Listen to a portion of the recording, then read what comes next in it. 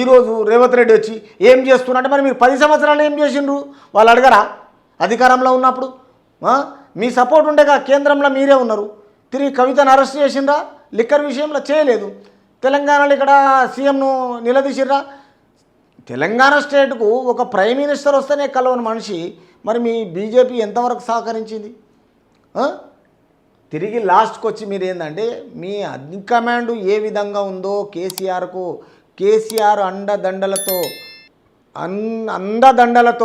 ఆయన చెప్పినట్లే నడుపుకుంది. కాబట్టి హైకమాండ్ ఉన్నాక మీరేం చేయగలుగుతారు? ఈరోజు నిలదీసి మాట్లాడుతున్నారు కానీ అది కరెక్ట్ కాదు. కాబట్టి ఈ విషయంలో కాంగ్రెస్ గత బీఆర్ఎస్ ప్రభుత్వంపై విరుచుకుపడ్డారు, కానీ అక్కడ ప్రతిపక్షాన్ని లేకుండా ఉన్నది. మరి మీరు కేంద్రంలో మీకు స్థాయి ఉన్నది కదా, మీ స్థానం ఉన్నది కదా.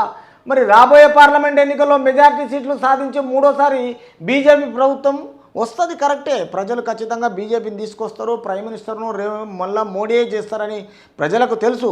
కానీ మీరు ఆ రోజు 10 సంవత్సరాల్లో ఏం చేసిండ్రో అడగకుండా ఈరోజు కాంగ్రెస్ను నిలదీస్తున్నారు. మహేశ్వర్ రెడ్డి గారికి నేను సూటిగా ఒక ప్రశ్న అడుగుతున్నా. ఎందుకంటే ఒక మీడియా పర్సన్గా, ఒక జర్నలిస్ట్గా నా జర్నలిజంతో నాది ఏ అధికార పార్టీకి నేను కోఆపరేషన్ చెయ్యను, హెల్ప్ చెయ్యను. అది భారతీయ జనతా పార్టీ ఉండని, కాంగ్రెసే ఉండని, బీఆర్ఎస్ఏ ఉండని. ప్రజల గురించే మేము మా విశ్లేషణ ఎప్పటికైనా ప్రజల గురించే మేము కొట్లాడేది. కాబట్టి ఆ రోజు 10 సంవత్సరాలు బీఆర్ఎస్ ఉన్నప్పుడు మీరు ఏం చేయలేకపోయారు. ఈరోజు 3 నెలలనే ఈరోజు రేవంత్ రెడ్డిని మీరు నిలదీసి అడుగుతున్నారు. అది మరొకసారి అర్థం చేసుకోండి ఎంతవరకు కరెక్టు. తర్వాత తెలంగాణ ప్రజలు అవినీతి ప్రభుత్వాన్ని భూస్థాపితం చేశారు. అవును, అవినీతి చేశారు కాబట్టి చేశారు. లేకపోతే భూస్థాపితం చేయకపోతే ఈరోజు వాళ్ళు పార్టీలో ఉందరు, అదే బీఆర్ఎస్ ఉంటుండే. వాళ్ళు భూస్థాపితం ఎందుకు చేసిండ్రు? వాళ్ళు అవినీతిని బట్టి. తిరిగి బీఆర్ఎస్ ప్రభుత్వం చేసిన అక్రమాల మీద, కుంభకోణాల మీద సిబిఐ విచారణ చేయించాలా అంటున్నారు. అవును, చేపిస్తారు. వాళ్ళకి కొంచెము టైం ఉంటుంది, ఆ టైం ప్రకారమే చేస్తారు. షేక్పేటలో 4 ఎకరాల్లో గుడిని కూలగొట్టి దేవుడి భూములను కూడా వదలని విశ్వేశ్వరరెడ్డి ఈరోజు బురద చల్లడము హాస్యపదమని అన్నారు. మొక్కజొన్నల కొనుగోళ్ల కుంభకోణంలో 100 ఎకరాలను మింగిన అవినీతి మీదే మాట్లాడే అర్హత లేదని రంజిత్ రెడ్డిని ఉద్దేశించి మాట్లాడారు. ఎవరు? మహేశ్వర్ రెడ్డి.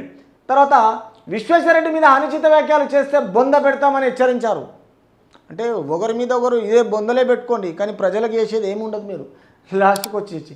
తర్వాత అనంతరం రాజేంద్ర నగర్ సర్కిల్లో గండిపేట మండలంలో విజయ సంకల్పయాత్ర నిర్వహించి కార్యక్రమంలో మాజీ ఎంపీ కొండ విశ్వేశ్వరరెడ్డి, బీజేపీ అధికార ప్రతినిధి రాణి రుద్రమాదేవి, రాజేంద్రనగర్ అసెంబ్లీ ఇన్ఛార్జి అందరూ కలిసేసి ఈరోజు కాంగ్రెస్ను నిలదీయాలని చూస్తారు. కానీ గత బీఆర్ఎస్ ప్రభుత్వం 10 సంవత్సరాలు ఉన్నప్పుడు అప్పుడు ఏ ఒక్కరూ అడగలేదు. కాబట్టి ఇప్పుడు అడిగితే దానికి ఒక టైము, సందర్భము, తర్వాత దానికి ఒక విధి విధానం ఉంటుందని కాంగ్రెస్ పార్టీ చెప్పడం జరుగుతుంది.